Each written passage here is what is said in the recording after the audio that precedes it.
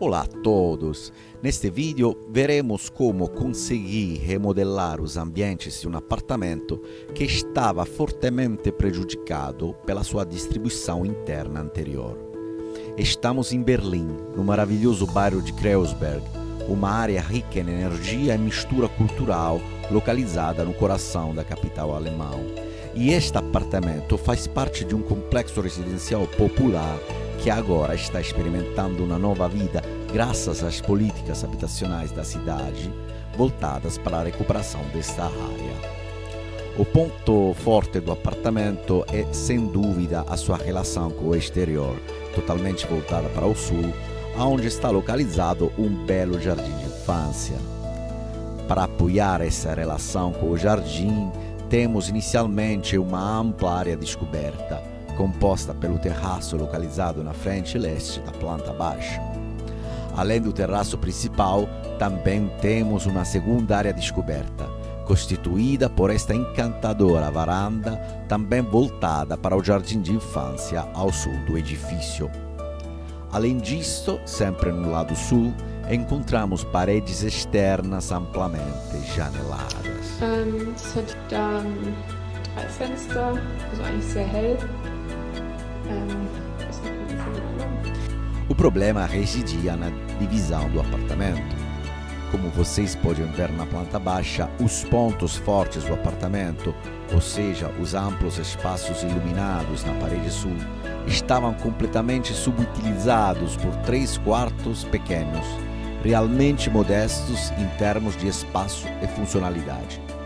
A grande sala central estava completamente isolada das generosas janelas. A cozinha era um compartimento estagnado, inabitável e isolado. Até mesmo a entrada se voltava para um ambiente de serviço totalmente secundário, sem nenhuma relação fluida com a sala, da qual era separada por uma porta de entrada comum. E quanto ao único banheiro, a banheira estava em uma posição incomum, quase flutuando anonimamente em uma área de banho estranhamente acessível ao mesmo tempo tanto aos ocupantes do quarto à direita quanto a qualquer outra pessoa que visitasse a casa à esquerda. O uso do terraço era totalmente de pertinência de um dos 3 quartos, que assim se apropriava do recurso crucial de todo o apartamento, sem concessões à área nobre da casa, ou seja, a área de estar da sala e da cozinha. Dada essa situação, a proprietária não teve outra escolha senão a demolição total das paredes divisórias atualmente presentes no apartamento. Portanto, o objetivo do projeto que me foi atribuído consistia em remodelar o layout dos espaços na planta baixa, visando otimizar as características positivas do ambiente e devolver dignidade à área de estar. Além disso, eu deveria propor uma configuração renovada com 2 quartos que fossem mais espaçosos e arejados em relação aos 3 quartos atuais. Especificamente, o terraço deveria se emancipar da sua conotação marginal de vista de um único quarto para recuperar sua vocação como um ponto de chegada da área de estar. Outro ponto-chave do projeto era atribuir cada intervalo de parede janelada a cada um dos 2 quartos. A disposição dos shafts das instalações também fornecia pontos de referência para dar os primeiros passos no processo de design. Especificamente, o shaft norte, localizado perto da sala-cozinha, indicava claramente que o conjunto de componentes da cozinha deveria ser posicionado nas proximidades. Ao mesmo tempo, o shaft oeste manteria sua função de serviço para o banheiro do apartamento. Central era a questão dos fluxos habitacionais, em relação aos quais tínhamos algumas certezas. Portanto, do canto noroeste, o corredor deveria se estender até a sala-cozinha, que, conforme estabelecido, deveria se abrir para o grande terraço. E é exatamente desta sala-cozinha que comecei. Inicialmente, conduzi vários experimentos sobre o posicionamento dos componentes da cozinha. mantendo em mente que eles deveriam se ancorar no shaft já existente, porque a proprietária excluía a obra no piso, eu imaginei algumas alternativas de posicionamento ao lado desse shaft. Durante esta fase, observei que uma solução potencial era posicionar o conjunto de equipamentos da cozinha à esquerda do shaft. Desta forma, eu poderia destinar um amplo espaço iluminado pelas janelas do terraço inteiramente à área de estar. Mas esse detalhe significaria relegar a cozinha a um espaço de serviço, alinhado sim com o corredor, mas injustamente longe das generosas aberturas para o exterior que o apartamento possuía. Também eu havia avaliado a opção de posicionar o bloco de componentes da cozinha transversalmente ao eixo longitudinal do apartamento, mas isso significaria obstruir o fluxo principal vindo da entrada e forçá-lo a desviar sua direção para alcançar a sala, aumentando assim a superfície corredoriada do apartamento. Restava então optar pelo posicionamento da cozinha na frente nordeste do apartamento. Nessa posição, a luz natural inundaria as bancadas da cozinha e, situada ao longo de uma parede, a cozinha não afetaria de forma alguma o fluxo vindo da entrada. Graças a esta solução, toda a parte dianteira da cozinha poderia ser destinada à sala de estar e à mesa de jantar. E de fato agora se abria o problema de como desenhar esses dois ambientes e como integrá-los e para qual direção orientá-los. Obviamente, a primeira tentativa foi considerar uma configuração em que a área de jantar e a sala estivessem posicionadas em sequência após a cozinha. No entanto, essa solução conflitava com a necessidade de garantir o acesso às portas-janelas. De fato, o regulamento do condomínio previa que não se poderia alterar a forma e a posição das portas-janelas.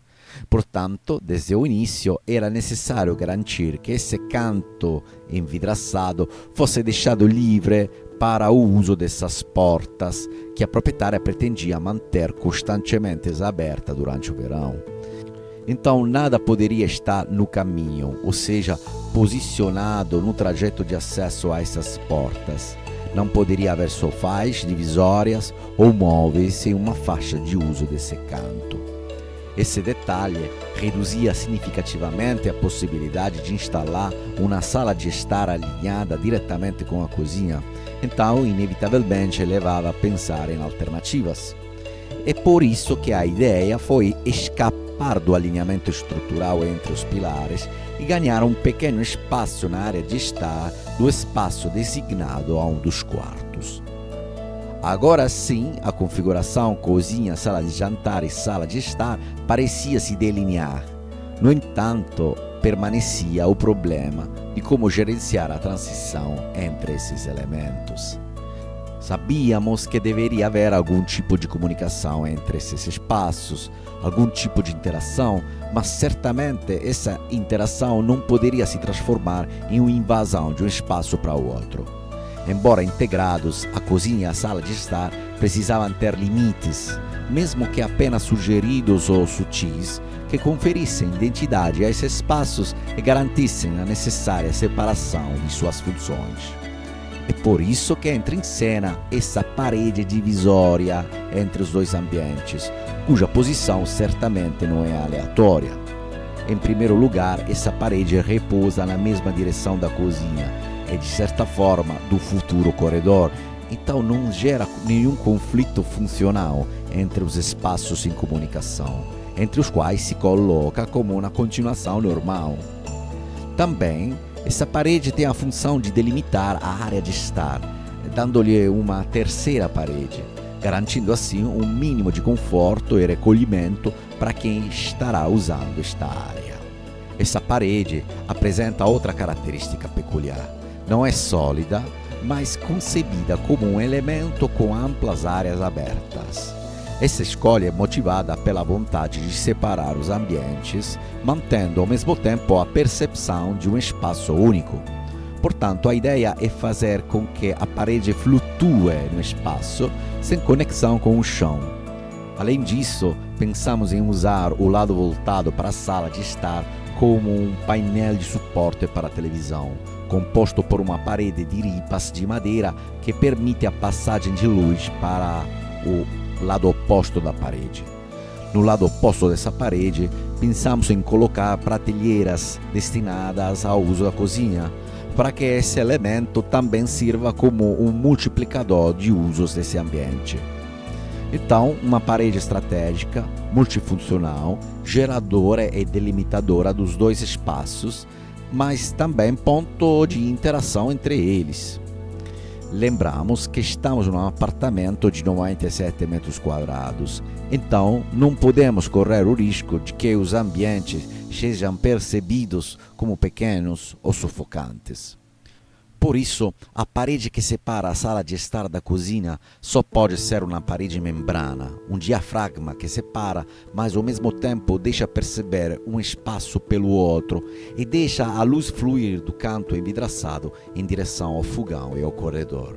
E na verdade, julguem por vocês mesmos a dinâmica e a respiração dadas pelo uso dessa parede semi-aberta, que tem o dom de atribuir leveza a todo o conjunto.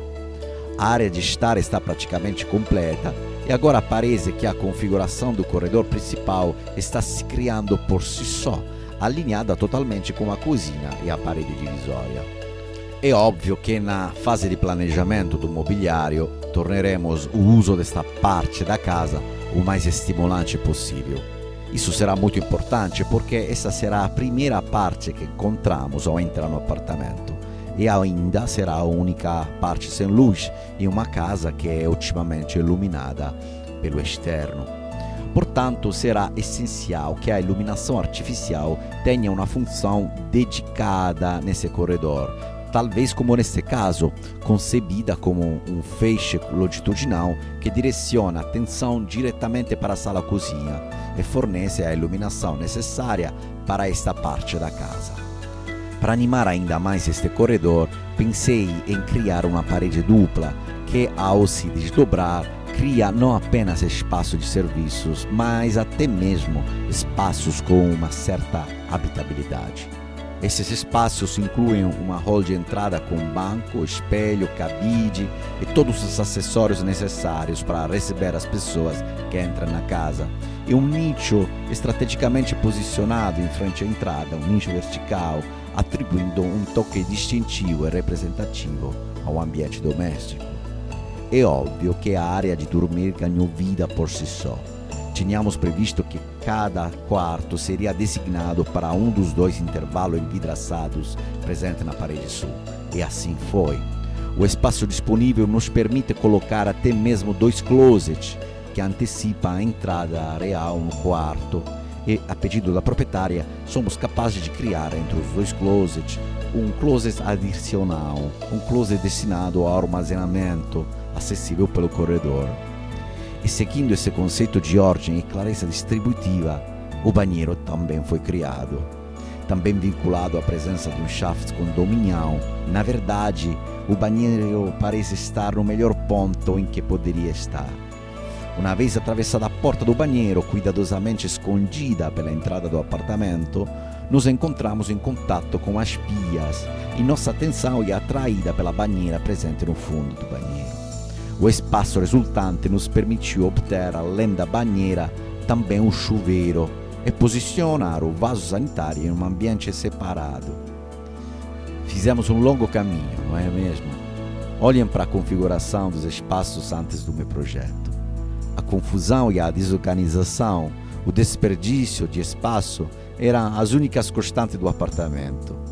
Olhem agora, após o nosso projeto, como a racionalidade e a precisão permeiam a organização espacial.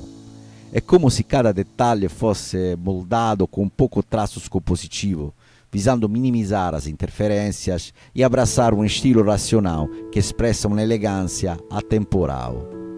Esta abordagem meticulosa ao design não apenas cria um cenário visualmente harmonioso, mas também contribui para otimizar o uso dos espaços, proporcionando funcionalidades sem compromissos. A organização e a clareza são a base de cada escolha, refletindo-se na aparência organizada e acolhedora de cada ambiente. Se sentirem afinidade com minha estética e princípios de design, estou à disposição para explorar e discutir detalhadamente seus próximos projetos. Minha paixão é colaborar com vocês para transformar ideias em realidade, criando ambientes que reflitam sua visão única e atendam completamente às suas necessidades e aspirações. Estou ansioso para embarcar nesta viagem criativa junto com vocês. Um abraço do seu arquiteto, Antônio Nuzzi.